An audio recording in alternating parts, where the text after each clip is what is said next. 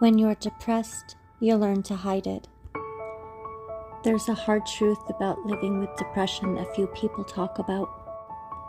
When you first open up about it, when you finally find the courage to say, "I'm struggling," people might respond with sympathy. For a little while, they'll listen. They'll tell you they're there for you and that you're not alone. And maybe for a moment, you'll feel a bit of relief, like the weight isn't all yours to carry anymore. But then time passes. The initial concern fades. Life goes on. For them. And you start to notice the subtle signs, the way they change the subject when you speak about how you're feeling, the sighs you weren't supposed to hear, the just try to think positive, or you have so much to be grateful responses.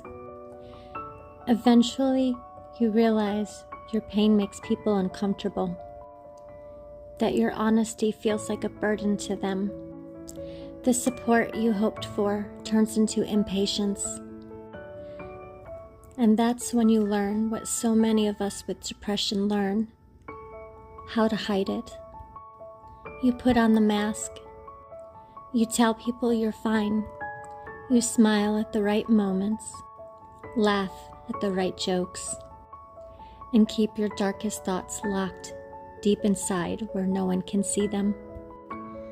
Because it feels safer that way. Because you don't want to be seen as too much or too negative. But the truth is, hiding it doesn't make it go away. It just makes the loneliness deeper. It teaches you that even in a room full of people, you can still feel completely invisible.